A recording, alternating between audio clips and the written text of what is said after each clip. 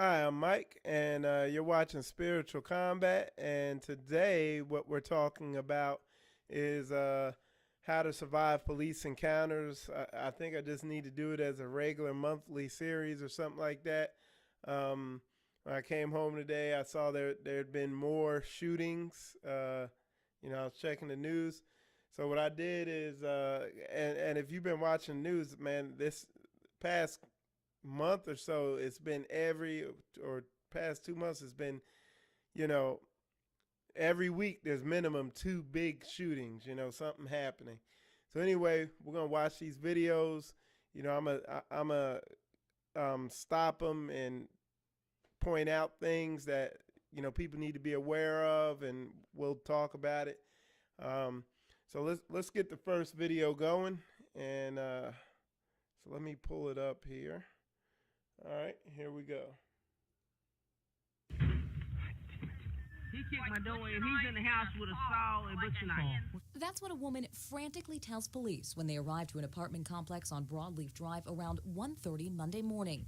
That man is her boyfriend, and as officers walk toward him, the woman warns police. He got a saw and a knife in his hand. In the pitch dark of early morning, mass chaos will erupt as officers approach 57-year-old Darnell Thomas. He is seen coming toward officers armed. Drop it! Drop it! Drop it! Drop the knife! Drop it! As Thomas drops to the ground, he cries out. Then Officer Taylor Banks yells. Do not move! Officer Brian Smith works to secure the scene. Stay back, ladies. Stay back, ladies. Stay back, hon. Come here. Meanwhile, Officer Banks and Officer Bo Gattagard, who fired the shots, handcuff Thomas. Hang tight, my man. But no first aid is attempted, and one bystander wants to know why. You ain't gonna try no first aid or nothing, bro. We got an ambulance on the way. But the ambulance ain't hurt. There's nothing we can do right now. In the background, as neighbors start to come outside, a woman, possibly the one to call 911, defends police. They told him to put it down, and then he started swinging it back and forth. As officers wait on EMS, they continue to check on the man. But when first responders arrive, 8 minutes later, Darnell Thomas is dead. All right, so, sad situation. Okay, but a whole bunch of stuff there. So I'll just go through it in order. The first thing was, all right. The woman called the cops. Me, I say never call the cops. Don't call them. Got to get we as a people, we got to get our emotions under control. Men and women, these domestic disputes and all that. I tell men in a lot of my videos, I tell men, some of these women, they're rebellious. You can't get through their head. Leave. Just get up out of there. You got to know how to, check out some of my other videos. There's a systematic way to deal with women in arguments. And being a real man, keeping law, statutes, and commandments that in the Bible, it's not taught. These churches don't teach anything. But in that Bible, it shows you how to handle every situation in life. But these churches don't tell you it. And what happens? You end up like that dude. And that dude, I think they say he was 56 or something, in his 50s. So, but the lady, she called the cops on her. First mistake. Don't mess with these cops. And if you're a woman and you're mad as heck and your husband's doing something and something's messing up, going crazy, I mean, the motivation for you not to call the cops is it could be you who gets killed. Because I did a video about all these cop shootings a while back where a woman called the cops, and one time a woman called the cops and the cop punched her in the face and broke her nose or something like that. It was a domestic dispute. She had called the cops. Then there was another instance, a woman called the cops and the cop killed her. Sometimes the cop kills the man, all types of crazy stuff just over the heat of the moment. So anyway, that was the first problem. The second thing is this system's rigged against you. These cops, you saw him. He had his camera on crooked. That thing wasn't looking straight ahead. You know, and you think he did that by mistake? You know, these cops know. You know, they're smart. They're not idiots. So that's the other thing. Dudes, you know, like I said, by the time you're in your 50s, you got to get these emotions under control. You know, you made it this far, you know, only to get emotional, be dealing with the wrong woman, whatever the situation was over the domestic dispute. The other thing, and I'll say this over and over through these videos, a lot of times it's not the cop themselves who is trying to kill people. Their training is set up for you. It's set up to get us against us. You know, the system is set against us. The way they train these cops is against us. It's designed to kill us off. These cops, you know, you've heard other cops testify this. These cops go to their police academy. They get trained. You know, they have their training, but then there's a whole different set of on-the-job training when they get assigned and they're on the streets. It's a whole different set of training where they tell, and they're programming these guys, hey, they're animals. You got to get them before they get you. You want to go home to your family? Then do what you got to do that. We'll cover you. But you got to, and they're hearing that over and over and over and over and over and over again. Now, this guy had a machete in his hand, but I just showed, you could look online where there's a white dude with a machete, okay, or a butcher knife or whatever he had, and he's looking straight crazy, and he charges at the cops and picks his arm up like he's gonna run at the cops and swing with it. They hit him with a taser. He's like, ah, and rips the taser things off, you know, and they still don't shoot him. And he's running around crazy with this knife, you know, so it's a double standard, okay? But I'm not here to complain about the system. It's not going to change. It's not going to get fixed. We have to fix ourselves. That's the only solution. There is no other way. Black Lives Matter is doing all this stuff and out there protesting and wreaking havoc. They're all over the news. You know, they're getting nationwide and worldwide coverage. The shootings have continued.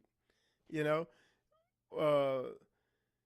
you had two guys take the war into their own hands and go out and kill cops. Killed like 8 cops this summer.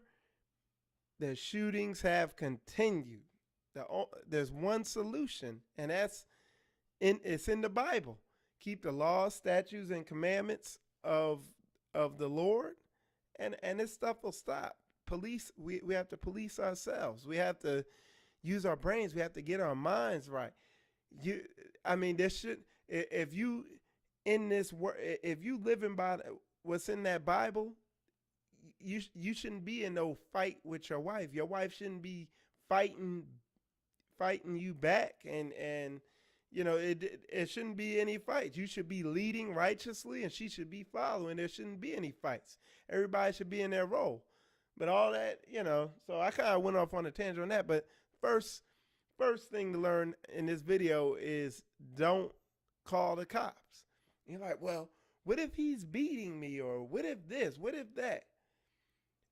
Do something to defend yourself against him. Hit him with a bat. Tell him to stop, whatever. And maybe call the cops later after you calm down emotionally. Because they could come in there. They could have gotten the wrong story, and they come in there fingers on triggers, ready to go, guns blazing. You know, and you're going to see that in this next story. Okay, the other thing, the other proof, they can do CPR. You know, I've talked to these guys. They're allowed to, but they know it's better to let you bleed out so you don't have a case against them. They know if it's just their story, they know they're good to go. Okay, so all right, but let's see. Let me pull up this other video. All right, so we'll go to this one. All right, here we go. This controversial police shooting, they released 9 videos of the shooting. You see a lot of them right there, a lot of the dash cam videos. But one crucial video is missing. That was on the officer who was on the scene. Apparently it was not. Okay, and you know, I'm sure you've seen this shooting. It happened in Chicago. The thing here, okay, what happened? A car went by. He was shooting at the car from behind. You know, so there was no need. Like I said, you're not gonna change these cops. I mean, now you're just seeing it in color on video. You know, but nothing's gonna change. But look, my rule on dealing with these cops, from these videos that I've watched, when you're dealing with these cops, is comply or die. That's it. Like, that's their unwritten rule. That's what I've learned through watching them, not listening to what they say, but watching their actions. Their rule is comply or die. And if you don't comply with what they say, you're going to die. And they could care less. And you're going to see it right now. You'll see what happens. Here we go. Not turned on. That's what the police are saying right now. But that has led some to charge a cover-up. That's right. And everyone is talking about a cover-up. And that's because, as you mentioned, 9 videos released, some from dash cam, some from body cameras. But the most important video would have been the body camera of the officer that fatally shot Paul O'Neill in the back. And so this was supposed to be sort of an era of transparency for the Chicago Police Department, which has been plagued by allegations of racism and, brutal police force. And so now you have this pilot program with body cameras that should have been very helpful, but now it doesn't seem like it's that helpful, because a lot of the behavior, quite frankly, that was caught is very shocking, very disturbing. You see officers cursing at a fatally wounded teenager. You see officers high-fiving after the shooting, and you also see officers, quite frankly, pointing to the body cameras and telling the other officers to turn them off. This has led not to the transparency and to the... Okay, so, and hold on, she's going to say something else good. Hold on. Good feelings in the community, but in fact to more distrust between the police and the African-American community. Right, quite the opposite. So based on what you just said, what those tapes have shown, could the officers involved in the shooting be charged criminally? I think it's very possible. All right, so, but yeah, it's, it's nothing, it's going to get worse. And like I should have pulled that one up with the Gaines woman. I forget Korea. I forget what her first name is, with the Gaines woman, where people are just getting so frustrated they don't know how to fight this. So that girl, the Gaines woman, she just went into a standoff against the cops and was like, "Well, if y'all come in here, I'm gonna shoot y'all." She got killed and her child got shot. But people just going crazy, getting fed up. They don't know what the answer is, but they're not turning to the Word of God. And that's where the answers are. The church has made such a silly mockery of the Bible. The so-called church, these places that call themselves churches, they have made such a silly mockery of what's in the Bible that people are like, we've been there, done that, tried it, it doesn't work. They're not even entertaining that. And like I said, these shootings are going to get worse, and people don't know what the answer is and what the solution is. And you see it that now you're beginning to see all types of crazy stuff happening. People shouting at the cops and yelling and getting crazy. It's not going to work. It's not going to win. You're not going to win with that. But yeah, so my thing with that situation with that guy is comply or die. If you don't comply, you're going to die. They're going to just start shooting. Turns out that dude didn't have a gun on him at all, but he was, the way these cops are, man, they get all spun up and fired up when they see you going against them. you know, he ran from the cops, hit one of their cars. That's a death sentence right there, you know. And I've seen it with him. Matter of fact, one time, because I've had a bunch of run-ins with the cops, but you see, I'm still alive because I dealt with them correctly. You know, I understood how serious the situation was. But one time, when I was younger, I was racing my car, and I went past a cop doing like 120, and right at the last second, I saw the cop right there, and I blew by him, and you know, as soon as I saw him, I started slowing down, put on my blinker, began pulling over, and you know, by then he was beginning to catch back up to me. And I pulled over, put all my windows down, put the lights on in the car, whatever. And he came up to the car with his hand on his gun like this, you know, with his hand up. He was like all hyped up and crazy. And that was my first run-in on that level with a cop. And he was so hyped up. And I was like, damn, why is he so hyped up and crazy? You know, I just, you know, but in his mind, black guy driving crazy and fast, it's like something has to be going on. And then to him, I think it was weird that I just pulled over, put my windows down, was at peace, had my hands, you know, in view, and he was ready to light me up, you know. So yeah, and he was all hyped up and everything, you know, and it made me nervous, like, damn, why is this dude so hyped up and crazy? And I saw that again when I was in New York City, and I was in the Bronx, and these cops, I was in the subway. I had a 40 ounce of this, like in my knucklehead days, but I had a 40 ounce of malt liquor in a bag, and I was getting ready to drink it, and they came up to me, and they were crazy, man. They were ready to fight. They were trying to fight me, you know. So, and I was like, nah, they're like, you get rid of that thing, what you gonna do, bro? Huh? What? Like that? And I was like, yeah, I'm gonna get rid of it. And I put it back in my bag and left the subway. You know, they let me do that, and that's what I did. But anyway, I think people, you know, they're getting like all these shootings, and they're getting a false concept of how these cops operate. You know, I know how they operate. And now I know on a real deep level how the cops operate because I actually worked with them.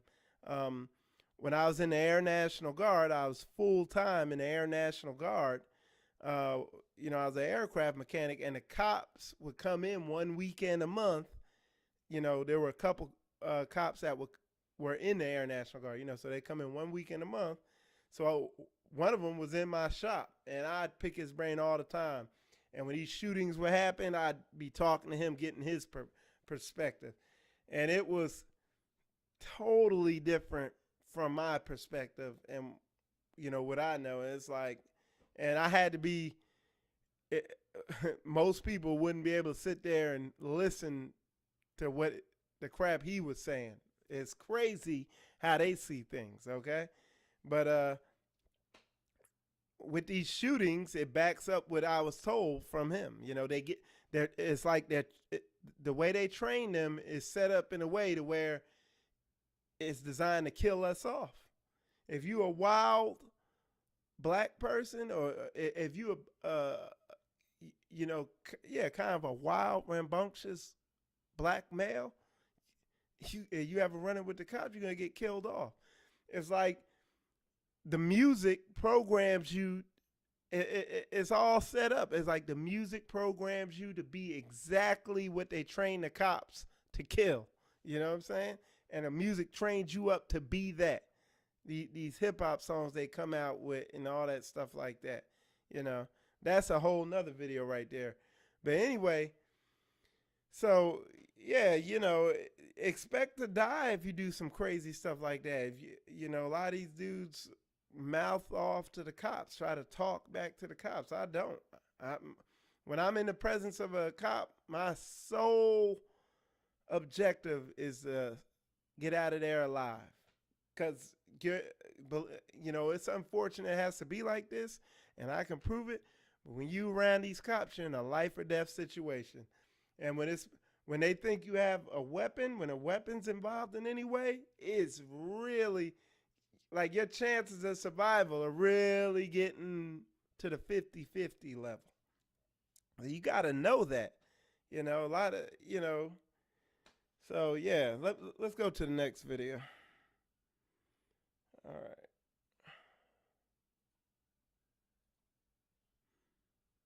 So we'll pull this one up.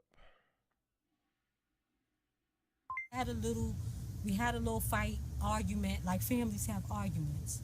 The cops never came the first time when we called them for help because we was all out here arguing with him.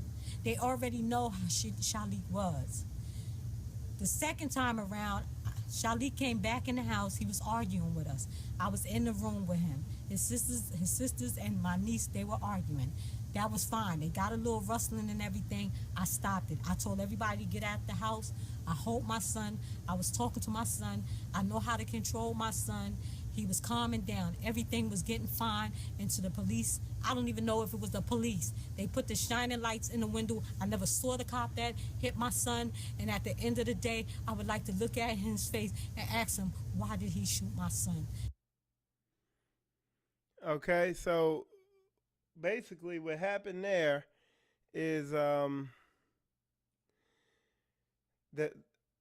her son is bipolar, and I guess he was having an episode or something, and they were arguing, and they called the cops, and when the cops finally came, they shined a light in the window or whatever, and were knocking on the window or something, and then they shot the son through the heart, through the window from outside, and killed him, And so, and this happened, I think yesterday or whatever. So details are still coming out. That's what happened.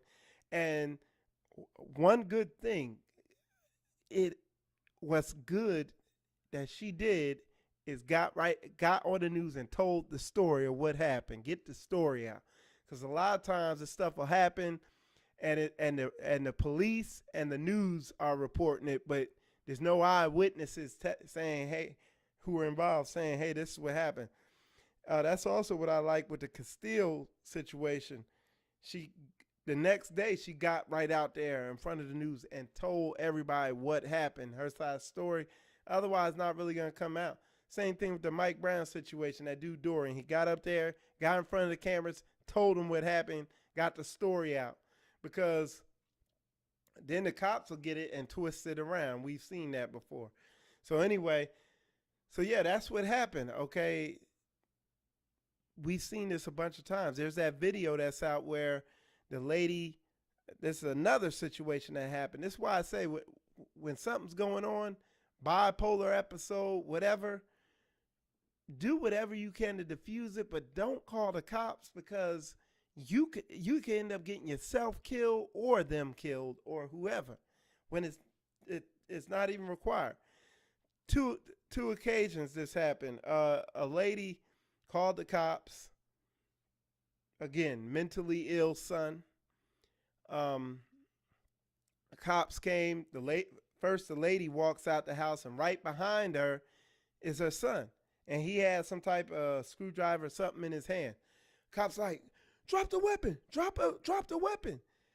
They say it twice and just light him up, kill him right there on the spot. Ladies like out there screaming, you killed him, why'd you, don't call the cops. Any little thing could mess up where, and they're not going to give you room. They just,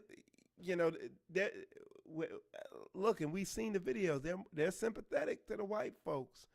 But when it's black folks, execute him. If he makes one false move, execute him. His life's not worth yours. He's this, he's that.